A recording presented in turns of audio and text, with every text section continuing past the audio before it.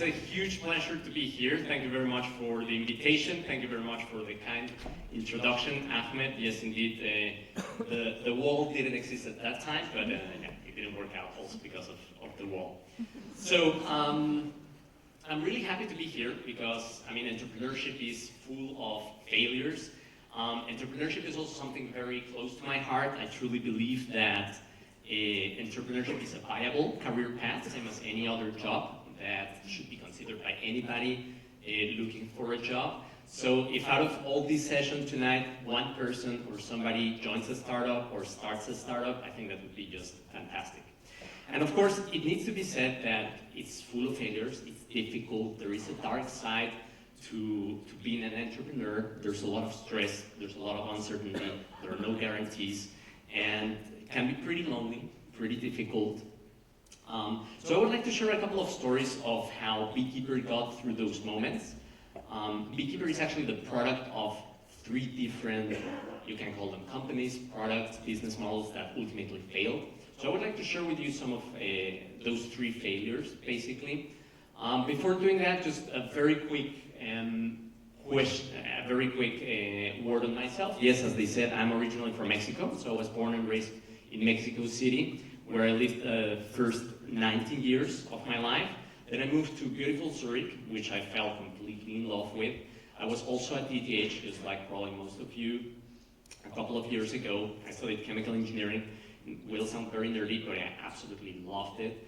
I loved mathematics, I loved chemistry, I loved physics. I really loved it so much that I decided to extend the time that I was going to be at ETH and did also a PhD there in electrical engineering, in the automatic control lab, doing what now everybody calls in a fancy way machine learning and AI and so on.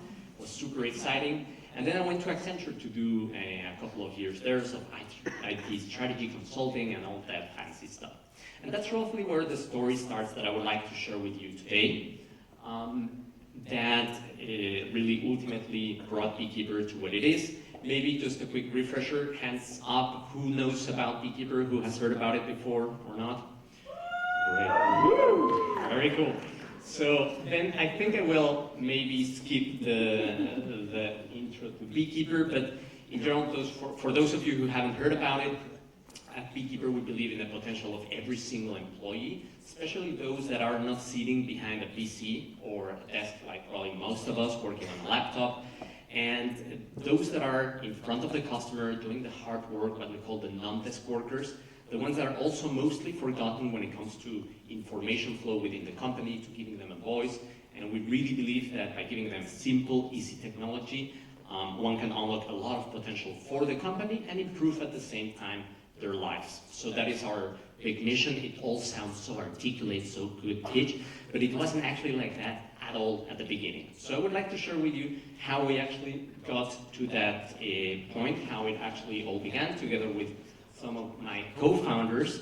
And I mentioned that Beekeeper is actually the composition of these 3 companies. We started the first one, we tried it out, it crashed and burned, didn't work out. We learned something about it, did a second one, crashed and burned, didn't work out. We learned something about it. Third attempt, also didn't work. And at Beekeeper, now it seems to be working. Let's see what happens. So, starting with the very first one. The very first one, and you're probably gonna laugh, but it was an anonymous flirting platform for students. As stupid as it sounds, that was our very first idea. It's something that we, to be also completely transparent, we copied it from the US. There was another website over there called Like a Little that started growing very, very fast. And we thought, wow, that's amazing, let's do the same over here. We were coming out of ETH, we knew how hard it was to talk to a girl next to you. We thought it was a tremendous idea.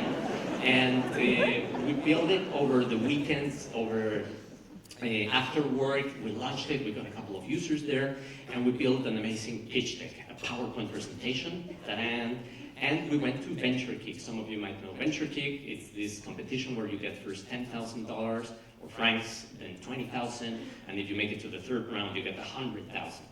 So we were like, oh, this is our presentation, we were accepted, we went, we pitched, boom, after 20 minutes, we have our 10,000 francs. So we were like, this is going to be big. This is really going to be big. And so what was our next choice? We said, let's quit our jobs. Let's quit our jobs and full-time this. You see, we have 10,000 francs. It's going to be amazing. So we quit our jobs. First day in our office, which was basically our living room. And I'm there sitting together with Flavio, my co-founder. And we started realizing that actually nobody was using the site. We had 200 users that had logged in a couple of times, and not much was happening. We also learned that we were actually promising our users that they would find that missed connection and that other person that they absolutely wanted to meet.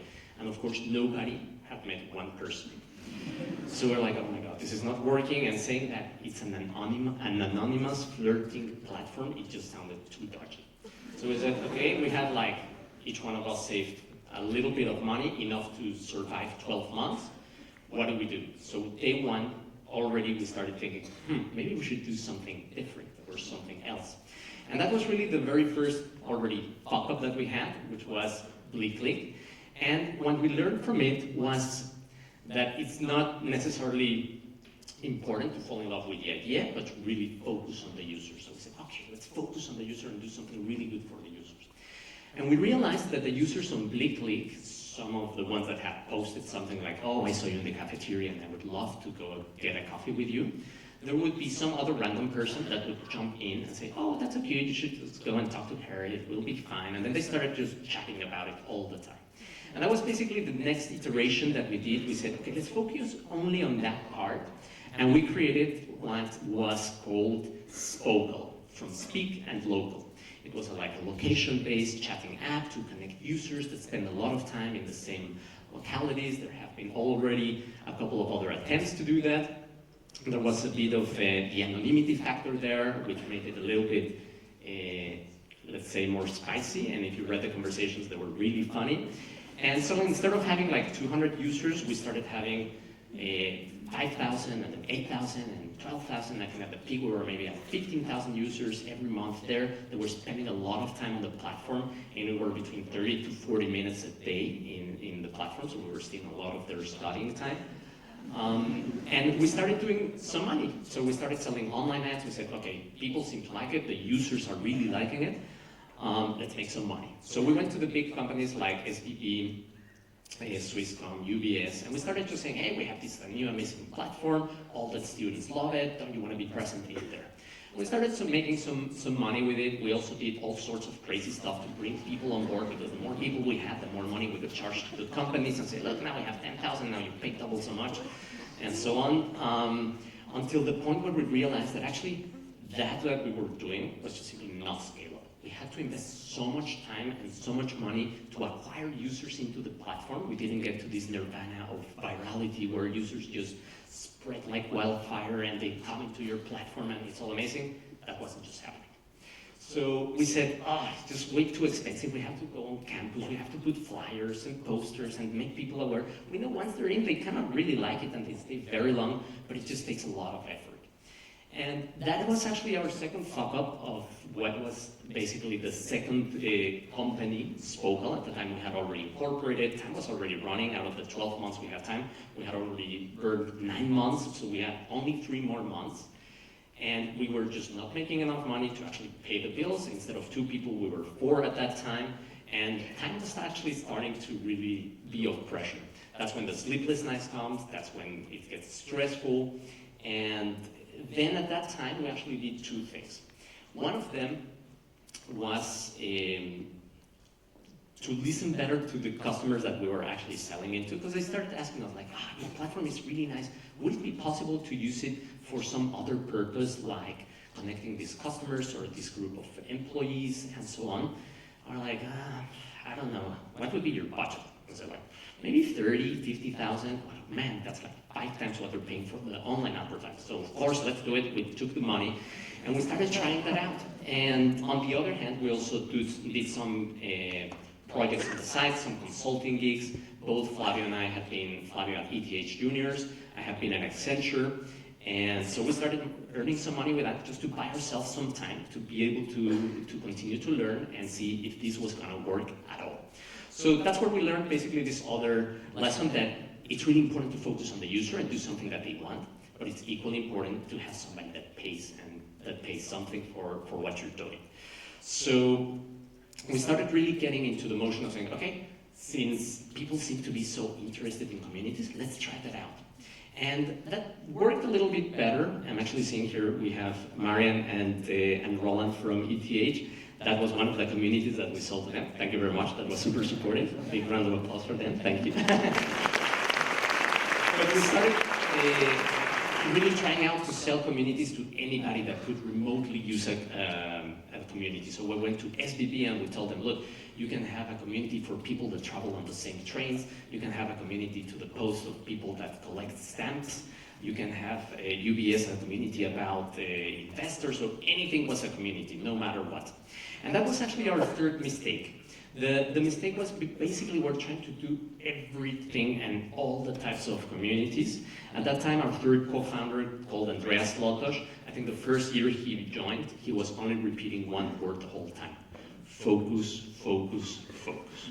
And I still dream about that. And we said, okay, if we were to pick one of all these communities that we're doing, which ones are the ones that are most promising? And that's when we learned that the private communities, the closed communities, the internal communities seem to be the most promising ones. So we started focusing on that. And at the same time, we had with one of our customers that aha moment. And that aha moment looked somehow like this. It was a hotel that wanted to actually build a community with their employees. It was actually just here around the corner in the Swiss hotel of Erlikon.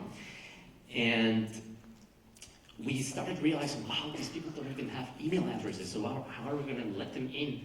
And they're only using bulletin boards to communicate, so that's kind of like what we're going to be replacing, but they use WhatsApp, so how do we let them in? And we started figuring out all of those things, and it's a topic that we've fallen in love with for the past 5 years to dive very, very deep in understanding how this type of industries work. It's just fascinating. They still work with pencil and paper, and that's about it. So with a little bit of technology and innovation and brain from the ETH, we have been able to learn a lot and to contribute a lot in terms of how they work nowadays. And that was basically our third learning, that it wasn't not only about the community, it was about the pain that we were solving for that customer. So summarizing the three learnings, it was about focusing on the user. It was also making sure that somebody pays, and they would pay, of course, the more, the bigger the pain would be. And with this, we basically had these three failed concepts of startups, anything from a flirting platform to a community of students, to then many different types of communities, even customer communities, and now going into what Beekeeper is today, this communication and productivity platform for non-desk workers. And since then, we basically captured our learnings in these 5 values that you will, of course, not understand because it's just symbols. But we summarize them in 5 values that we live by at Beekeeper, which is keeping things simple, being brave and being brave to learn and to fail and stand up again and learn from there, being proactive to not wait until things fail too late, but failing actually early, bringing the best out of each other as a team, and the last one, and be open. Thank you very much. It's good to have my team here. Thank you so much for coming. And of course, so right now, of course, it wouldn't be possible if it wasn't for our team. So we not only believe in the potential of every single employee from our customers, but of course also every single one of our beekeepers that I thank very much. And I would encourage every one of you to reach out to us if you want to learn more about it over Twitter or Instagram, if you want to get the slides or visit us. So thank you very much, and I'm happy to answer any questions later on. Thanks.